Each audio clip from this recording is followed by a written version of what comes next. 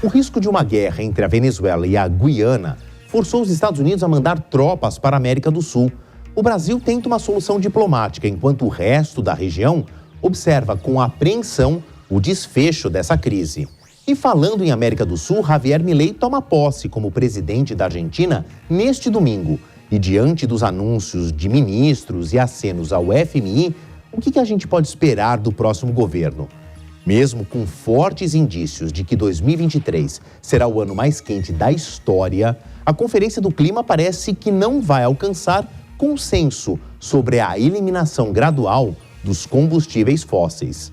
Estas e mais informações importantes agora no Jovem Pan Internacional.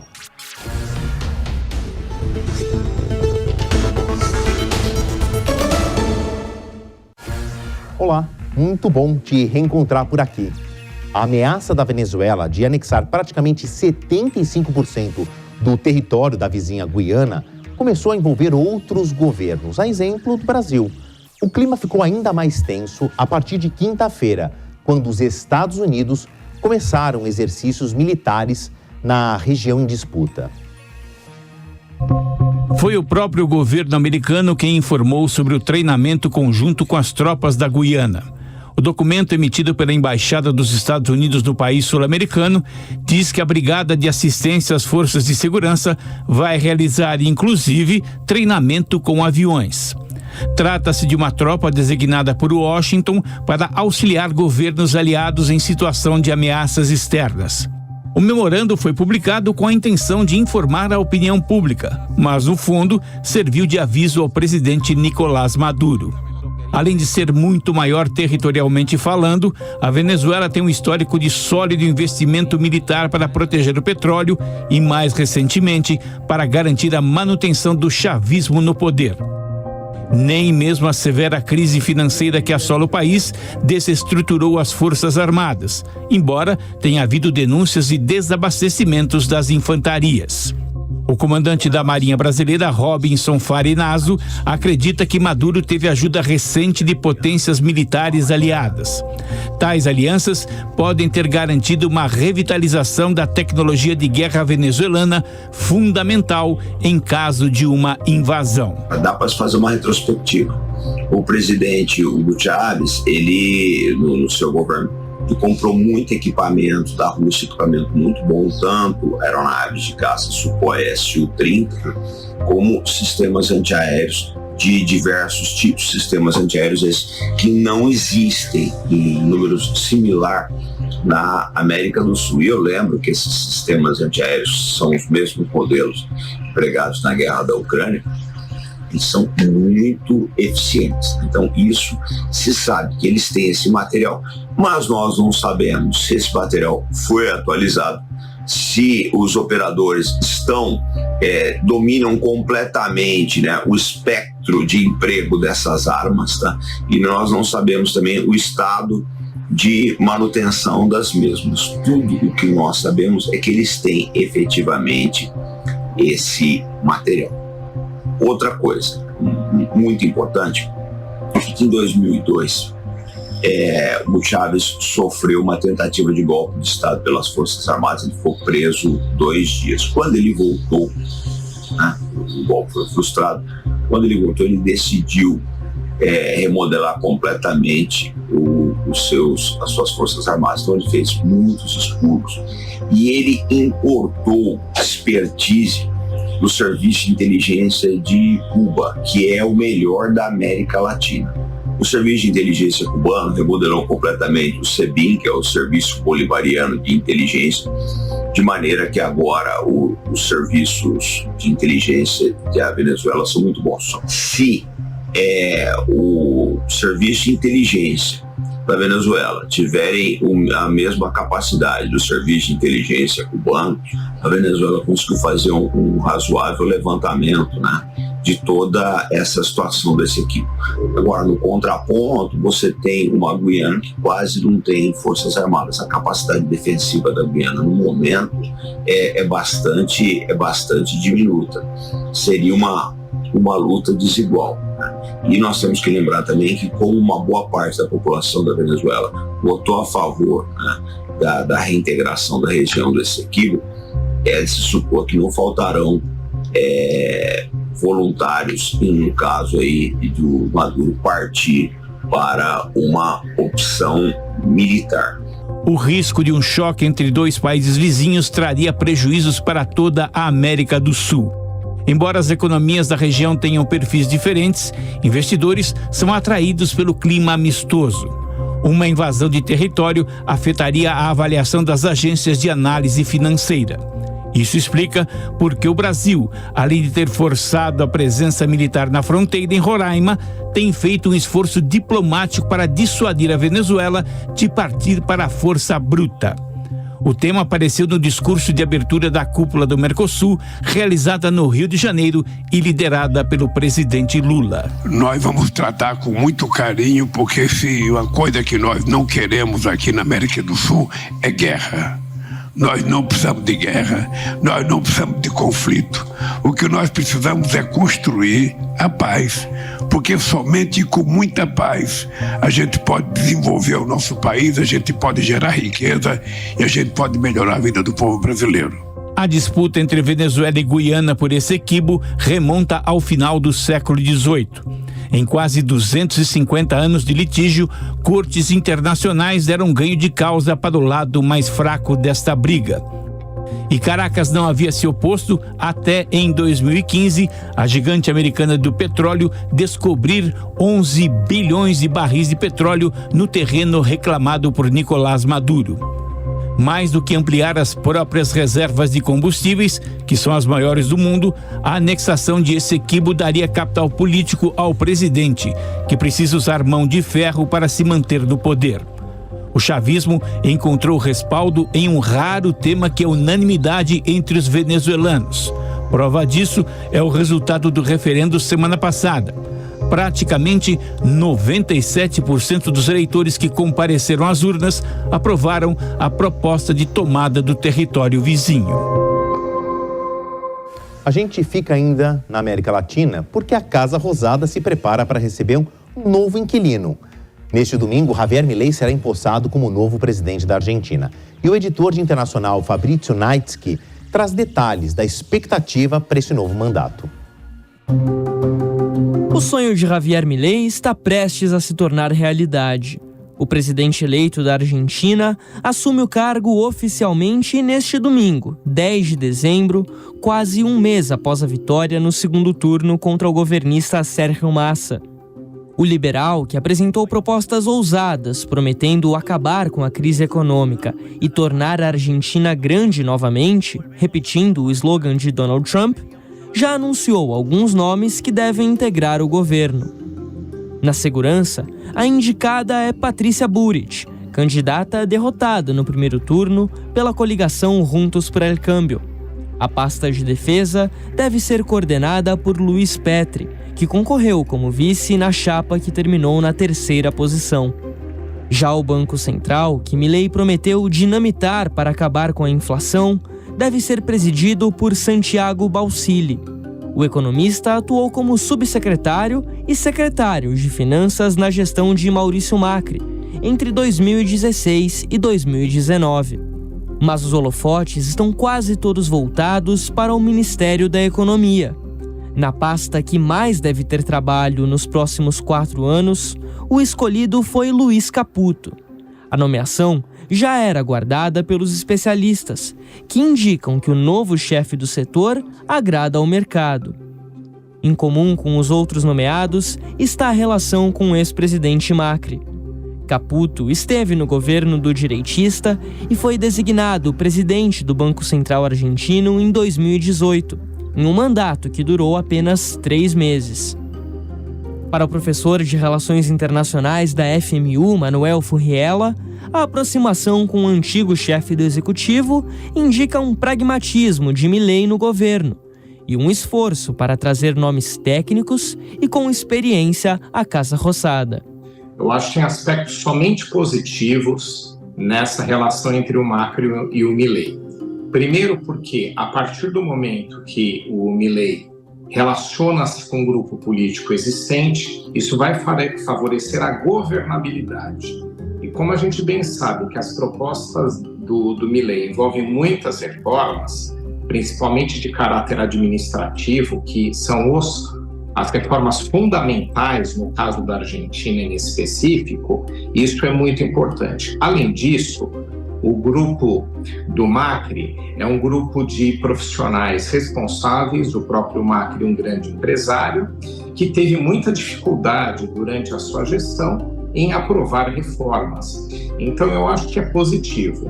E não acredito que o Milei venha a sentir que deva dividir qualquer tipo de poder com Macri, nada disso. Eu acho que é algo que agrega, pelo menos ao cenário que eu vejo neste momento. Pelo menos até as próximas eleições legislativas, programadas para 2025, o novo presidente argentino terá um Congresso dividido. Na Câmara, a coligação União por la Pátria, de esquerda, é a que mais tem assentos, mas não o suficiente para a maioria absoluta. O cenário é praticamente o mesmo no Senado, que deixa de ser presidido por Cristina Kirchner e passa para a nova vice, Victoria Villarruel. Desde a vitória nas urnas, Milei também já demonstrou franqueza. O libertário afirmou que antes da retomada econômica, os índices da Argentina ainda devem piorar nos primeiros 2 anos de governo.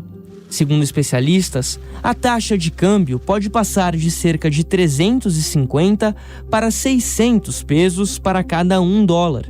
E a tão temida inflação, que tem fechado em quase 10% ao mês, pode bater entre 15% e 20% já no ano que vem. Com tantos problemas dentro do país, as relações internacionais também são outro ponto de atenção. A nova chanceler, Diana Mondino, chegou a entregar uma carta ao governo brasileiro com uma espécie de bandeira branca. O gesto foi bem recebido em Brasília, mas não o suficiente para convencer o presidente Lula a comparecer à posse em Buenos Aires. É normal que não haja grandes presenças na posse, os chefes de Estado, né, os principais representantes dos países, porque o que acontece?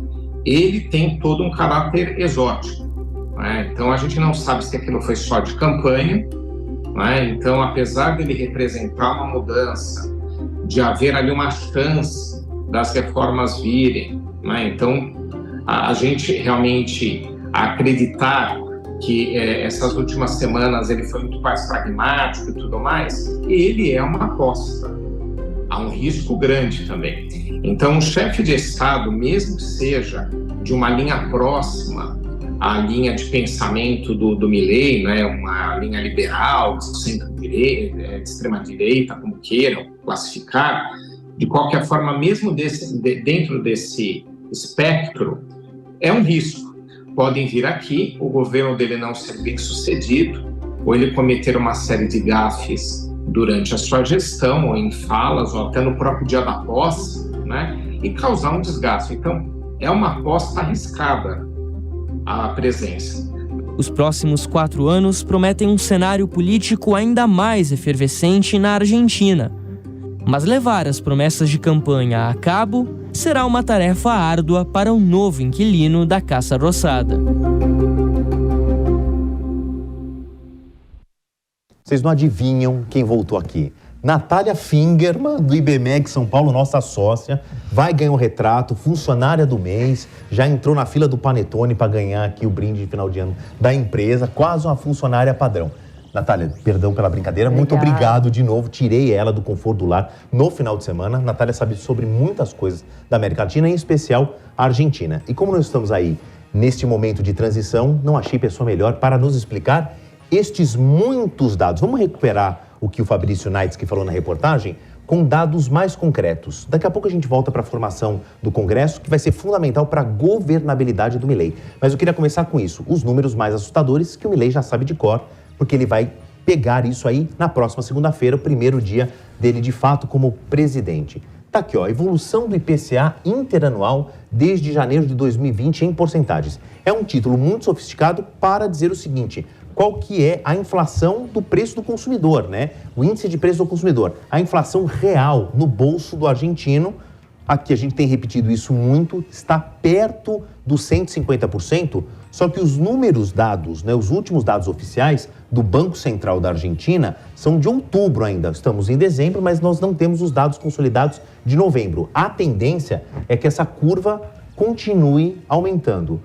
Natália, perto de 150% de inflação. Esta outra tela mostra o que é a oscilação da economia argentina com relação ao seu PIB. E aí eu vou direto ao que interessa.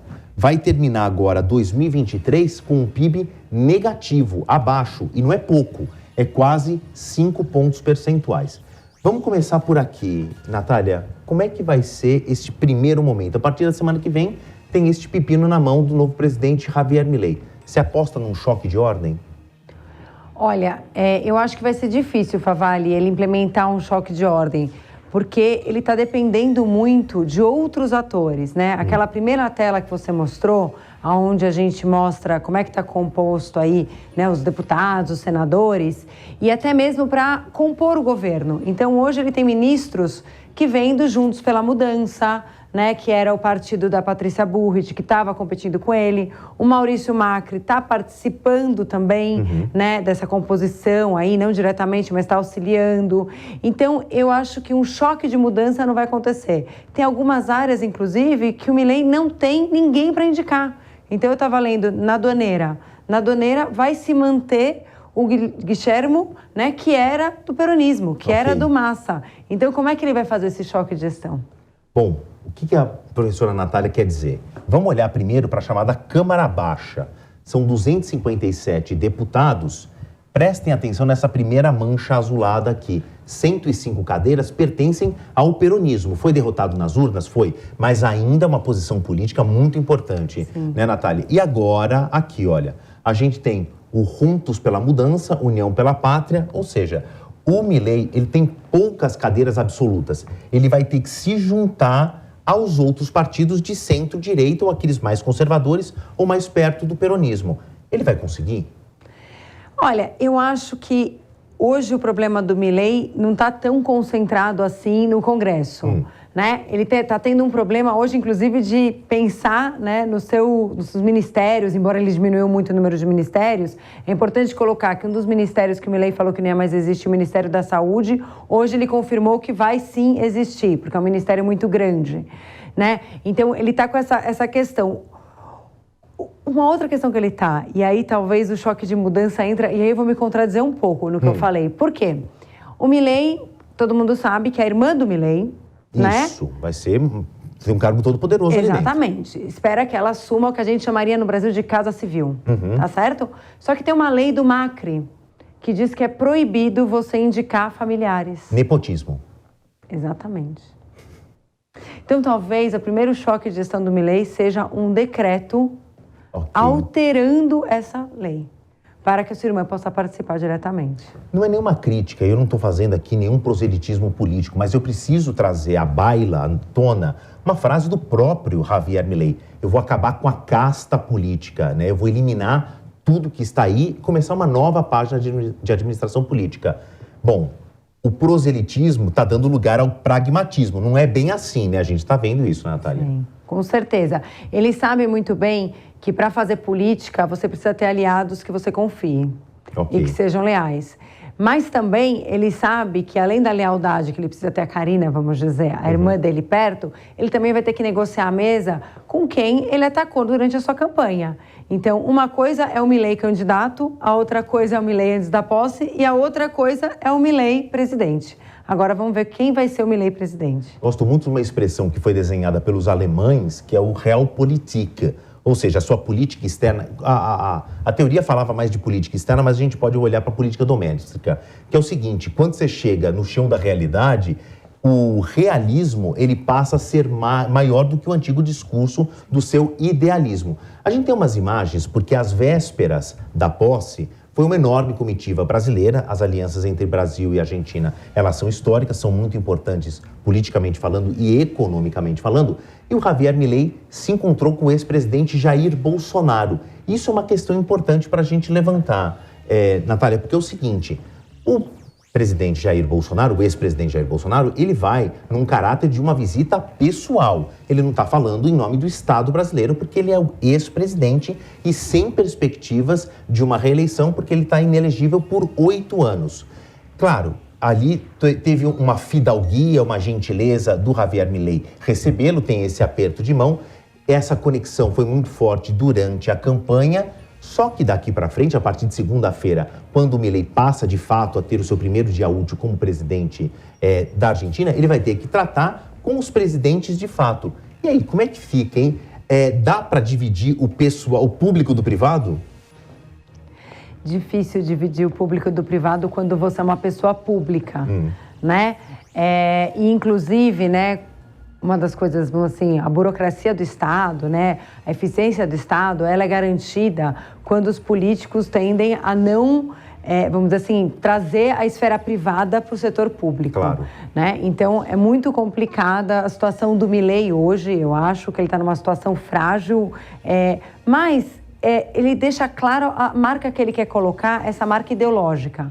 Né? A posse dele que vai acontecer neste domingo não vai estar somente o Bolsonaro, que ele já falou que vai ser recebido como um chefe de Estado, e aí talvez seja a razão pela qual o presidente Lula não vá à posse, né, e vai enviar o ministro das Relações Exteriores, o Mauro Vieira, mas também vai estar o Viktor Orbán, né, vai ter também lá o presidente, o Laclau do Uruguai, né? Então, a gente vai ter um grupo ali muito alinhado ideologicamente com ele. E não posso esquecer, quem vai estar lá também é o Zelensky. Exatamente. Vamos encerrar o nosso papo com isso. O que o Zelensky vai atravessar o mundo estando em guerra com a Rússia, retrocedendo, se nada acontecer, né, de diferente no cenário, essa guerra completa mais um aniversário em fevereiro próximo. O que justifica o Zelensky sair da situação dele, um inverno complicado, as tropas sofrendo baixas, atravessar o mundo e vir aqui numa posse de um presidente que está muito distante em vários itens da Ucrânia, Natália? Sim, a Argentina e a Ucrânia não têm uma relação comercial importante, né? Muito diferente, por exemplo, do Chile, né? A gente vê a presença do Boric, por exemplo, que embora não seja aliado, vamos dizer, ideologicamente, né? Em termos ideológicos do Milei, ele tem uma relação muito próxima com a Argentina, né? Chile e Argentina têm uma balança comercial importante. A Argentina é o 4º principal parceiro comercial do Chile. Então, é muito importante ele estar presente lá por isso. Agora, o Zelensky, qual é a relação, né? O Zelensky está precisando de palco internacional. Ele sabe que o seu orçamento para a guerra da Ucrânia foi cortado pelos republicanos. Nos Estados Unidos, exatamente, né? Casa Branca avisou, não vai ter mais dinheiro. Isso, e ele sabe que quem deve ganhar as eleições nos Estados Unidos é um candidato republicano, que é o Donald Trump. Então, talvez ele queira se aproximar deste grupo que tem uma relação com o Donald Trump. Donald Trump e Milei, né, se falaram também, tem uma relação pessoal, assim como ele tem com o Bolsonaro. Então, talvez seja por isso que o Zelensky esteja comparecendo a essa posse. Natália Fimbner, muito obrigado mais uma vez. Nesse domingo a gente tem uma programação especial acompanhando minuto a minuto a posse de Javier Milei e vamos trazer Natália, que perdeu o seu final de semana. Por isso que a gente já garantiu a foto dela como funcionário do mês. Lamento muito, mas para manter o nosso público bem informado tem esses preços. É o sucesso, Natália. Obrigado, queria que você acompanhasse o finalzinho do nosso programa aqui comigo. Bom, mudando de assunto, mas não muito, ainda tem um pezinho do Brasil nesse tema. A conferência sobre o clima da ONU acaba só na semana que vem, mas já dá indícios de que será muito difícil as delegações chegarem a um acordo sobre o fim do uso dos combustíveis fósseis.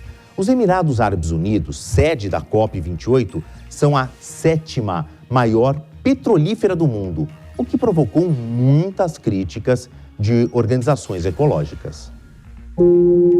A presidência dos Emirados Árabes Unidos na COP28 insistiu que os integrantes da conferência trabalhem com um espírito de compromisso para alcançar um acordo sobre o futuro dos combustíveis fósseis. O chefe da cúpula, o sultão Al-Jaber, pediu aos participantes de quase 200 países que saíssem das zonas de conforto para obter um resultado de grande ambição. A reunião começou de forma muito promissora, com o anúncio da criação de um fundo de perdas e danos para apoiar países afetados pelo aquecimento global. Mas a primeira semana de discussões terminou sem avanços nos pontos controversos.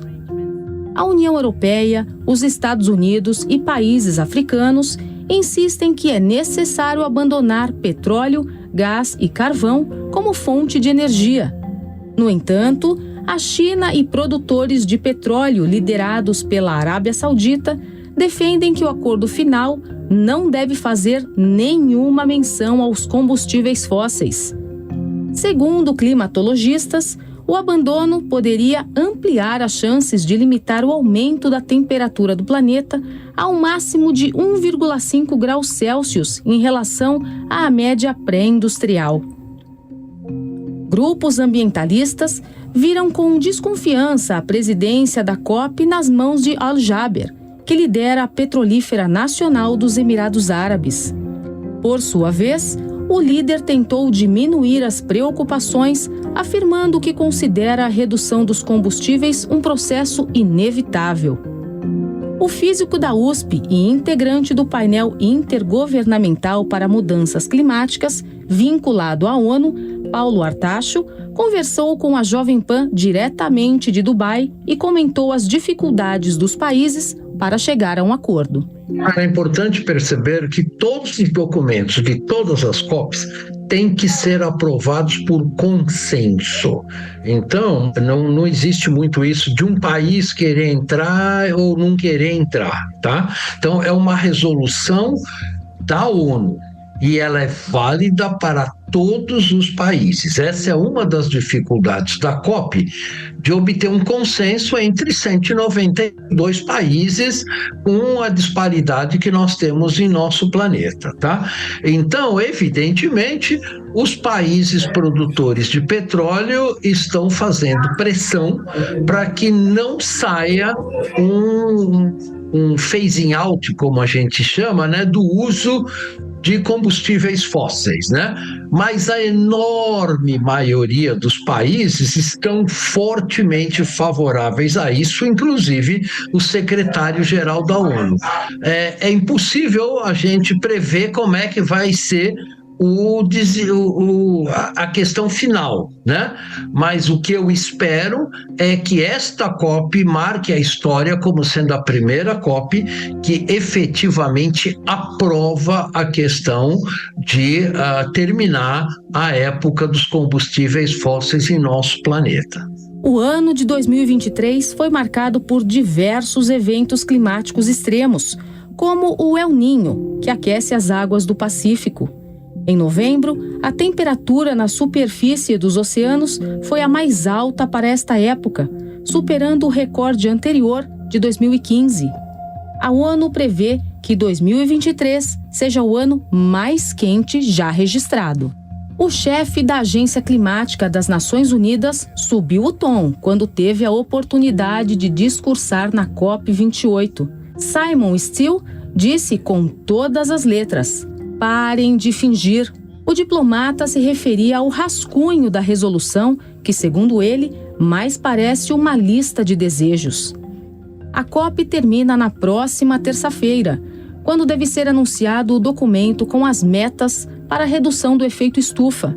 Para tal, é necessário que os governos presentes cheguem a um consenso sobre ações eficazes contra a poluição da atmosfera. A comunidade internacional está debatendo, em particular, se deve abandonar os combustíveis fósseis o mais rapidamente possível ou apenas reduzir o consumo. E este se tornou o principal impasse nas negociações em Dubai. Lula contribuiu com o momento puxão de orelha. O presidente brasileiro liderou uma comitiva que levou na bagagem um dos principais projetos desta gestão, a transição energética para plataformas verdes. O planeta está farto de acordos climáticos não cumpridos, de metas de redução de emissão de carbono negligenciadas, do auxílio financeiro aos países pobres que não chega, de discursos eloquentes e vazios. Precisamos de atitudes e práticas concretas. Só que, se por um lado o Brasil teve uma postura firme na Conferência do Clima, por outro, o atual governo debate o convite para integrar a OPEP+, a versão estendida do Cartel Mundial do Petróleo. Trata-se de uma situação complicada. Estar ao lado dos produtores de combustível fóssil ou apoiar o fim da queima de carbono? Com a palavra, Paulo Artacho, mais uma vez. Dentro do próprio governo brasileiro, nós observamos que o ministro Haddad lançou aqui, um projeto de economia verde para o Brasil. O Aloysio Mercadante, presidente do BNDES, lançou aqui um programa de regeneração florestal para toda a Amazônia, Então a gente vê que o setor financeiro estatal do Brasil está alinhado com uma agenda verde, com uma agenda moderna, com uma agenda olhando para o futuro do país. Por outro lado, nós temos o Ministério das Minas e Energia, a Petrobras, olhando para o século passado ainda, sem perceber que o Brasil tem enormes vantagens estratégicas de geração de energia solar e energia eólica e que ele poderia e deveria liderar uma transição energética limpa e ser um exemplo para o restante do mundo. Então, obviamente, a questão do Brasil entrar na OPEP+, ou não, realmente vai depender do embate entre essas duas forças internas dentro do governo. E eu espero que a componente que olha para o futuro verde do Brasil e para as nossas oportunidades, que são enormes e únicas no mundo, de aproveitar os nossos recursos de energia solar e eólica, prevaleça e a gente possa ter um futuro muito melhor para os brasileiros e para o planeta como um todo. Simplificando o discurso do físico da USP, tudo é uma questão de escolhas. Independentemente das decisões do Brasil e de governos mundo afora, uma coisa é fato: o tempo para evitar uma crise climática irreversível está acabando. A estrela pop americana Taylor Swift foi eleita a personalidade do ano pela revista Time. A cantora foi classificada como uma força da natureza e heroína da própria história. Não tem como negar que 2023 foi um grande ano para a carreira de Taylor Swift. A cantora pop, dona de hits como Cruel Summer e Shake It Off, quebrou recordes tanto com a turnê The Eras Tour quanto com o filme das apresentações. O longa-metragem arrecadou $100 milhões no mundo, só nas vendas antecipadas, e deve acumular uma receita de quase 2 bilhões. Outro destaque para Taylor Swift foi o sucesso das regravações dos discos Speak Now e 1989. O objetivo é recuperar os masters dos 6 primeiros álbuns, que eram da Big Machine, gravadora que foi comprada pelo empresário Scooter Braun. Segundo a revista Pollstar, especializada na indústria de shows, cada apresentação da Eras Tour gera $13 milhões em receitas, o que elevaria o total da turnê para cerca de $2 bilhões. Nenhum artista ou grupo ultrapassou a marca simbólica de 1 bilhão. Em novembro, a The Eras Tour passou pelo Brasil com shows em São Paulo e no Rio de Janeiro. Fãs apaixonados se aglomeraram e chegaram a acampar durante uma onda de calor extremo para ver a cantora. No primeiro show, a fã Ana Clara Benevides morreu depois de passar mal e sofrer uma parada cardiorrespiratória. A organização do evento foi muito criticada por impedir a entrada no estádio com garrafas de água apesar das altas temperaturas. O programa desta semana fica por aqui. Quem quiser rever o conteúdo, basta ir até a nossa página no YouTube. Agradeço a todo mundo que me ajudou a fazer este Jovem Pan Internacional. Agradeço a tua audiência e te convido a acompanhar a nossa programação especial no domingo para a posse de Javier Milei como novo presidente da Argentina. Tchau, até domingo e até semana que vem. A opinião dos nossos comentaristas não reflete necessariamente a opinião do Grupo Jovem Pan de Comunicação. Realização Jovem Pan News.